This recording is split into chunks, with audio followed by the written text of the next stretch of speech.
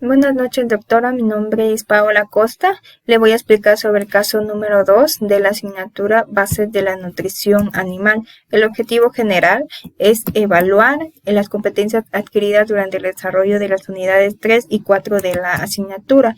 Como problemática tenemos formular una dieta para 3 especies: un cerdo en fase de crecimiento, una vaca que está en el pico de lactancia y un pollo que está en la fase de engorde.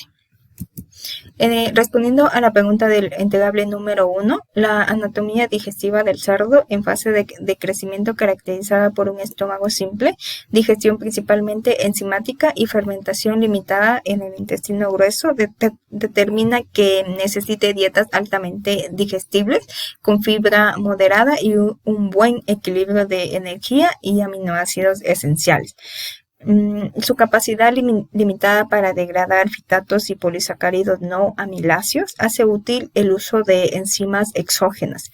En el ajuste dietético para optimizar el crecimiento, se basa en aumentar la densidad energética usando cereales y aceites, formular a base de aminoácidos digestibles para evitar excesos de proteína, mantener fibra moderada para no comprometer la digestibilidad, incluir enzimas para mejorar el aprovechamiento de nutrientes, incluir vitaminas, minerales equilibrados, aditivos para la salud intestinal como probióticos, ácidos orgánicos, entre otros. Para responder la pregunta del entregable número 2, en el pico de lactancia, la vaca tiene una alta demanda energética y requiere una dieta que aproveche sus procesos digestivos rumiantes basados en fermentación ruminal, producción de ácidos grasos volátiles y síntesis de proteína microbiana. La vaca depende de la fermentación ruminal para obtener energía, necesita fibra efectiva para mantener el pH del rumen y evitar acidosis. Requiere un balance entre energía degradable para los microbios y proteína no degradable para el animal. Los ácidos grasos volátiles producidos en el rumen son esenciales.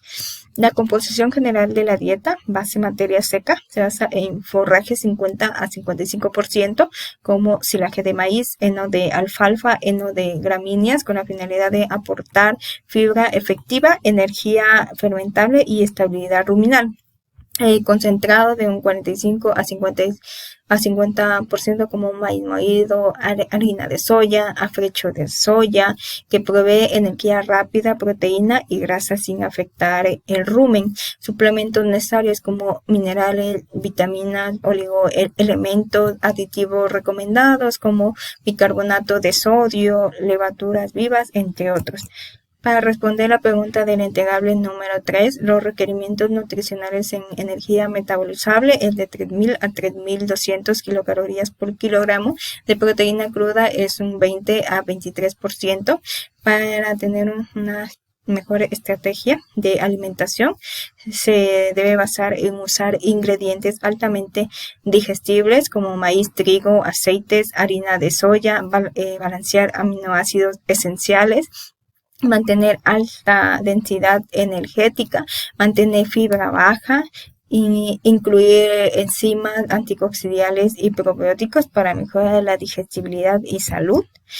Respondiendo a la pregunta del entregable número 4, en la alimentación de cerdos en fase de crecimiento es mejor la utilización del pellet, ya que hay una ventaja en la conversión alimenticia, en la ganancia diaria de peso, hay menor desperdicio y hay mejor uniformidad nutricional.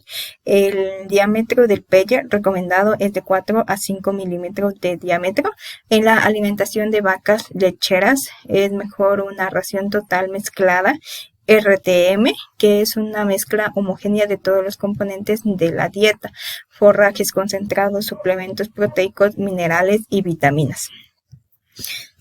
En los pollos de engorde, la forma física del alimento influye directamente en la ingestión de los pollos. Los pellet son la mejor opción en la fase de engorde, ya que aumenta la ingestión y mejora la conversión alimenticia, mientras que comparando con la harina, es más adecuada en fases iniciales o para ciertos ingredientes. El pellet en aves mejora la digestibilidad, hay un menor desperdicio, estimulan la ingesta. El diámetro recomendado para el pellet es de 4 a 5 milímetros.